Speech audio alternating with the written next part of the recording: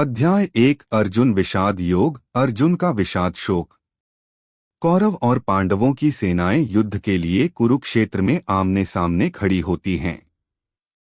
अर्जुन, जो पांडवों के प्रमुख योद्धा हैं, युद्ध के मैदान में अपने सगे संबंधियों, गुरुओं और मित्रों को देखकर मानसिक रूप से विचलित हो जाते हैं। अर्जुन अपने धनुष को नीचे रख देते हैं और युद्ध करने से मना कर देते हैं। वे श्रीकृष्ण से कहते हैं कि मैं अपने ही परिवारजनों को मारकर इस युद्ध में कोई लाभ नहीं देखता। अध्याय 2 सांख्य योग, ज्ञान और आत्मा का परिचय।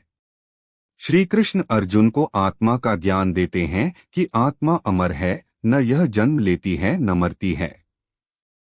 शरीर नश्वर है, आत्मा सदा रहने वाली है। श्रीकृष्ण कर्म करने का उपदेश देते हैं, कर्म करो, फल की चिंता मत करो। अर्जुन को अपने कर्तव्य के मार्ग पर चलने की प्रेरणा मिलती है। अध्याय 3 कर्म योग, कर्म का महत्व। श्रीकृष्ण अर्जुन को बताते हैं कि कर्म करना प्रत्येक व्यक्ति का धर्म है। कर्म से ही सृष्टि की गति चलती है। बिना कर्म के जीवन संभव नहीं है। अपने स्वधर्म कर्तव्य का पालन करते हुए निःस्वार्थ भाव से कर्म करना ही श्रेष्ठ है। अध्याय 4 ज्ञान कर्म संन्यास योग, ज्ञान और कर्म का समन्वय।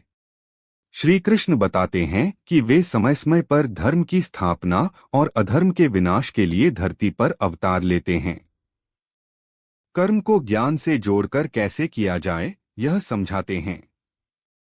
जो ज्ञान को प्राप्त कर लेता है, वह मोह, संशय और बंधन से मुक्त हो जाता है। श्रीकृष्ण अर्जुन से कहते हैं, ज्ञान की अग्नि सभी कर्मों को भस्म कर देती है। अध्याय 5 कर्म संन्यास योग, कर्म योग और संन्यास का तुलना। श्रीकृष्ण अर्जुन को समझाते हैं कि कर्म योग, कर्तव्य करते हुए जीवन जीना, और संन्यास, कर्म का त्याग, दोनों ही मोक्ष की ओर ले जाते हैं, लेकिन कर्म योग श्रेष्ठ है। जो व्यक्ति बिना आसक्ति के कर्म करता है, वह सच्चा योगी है।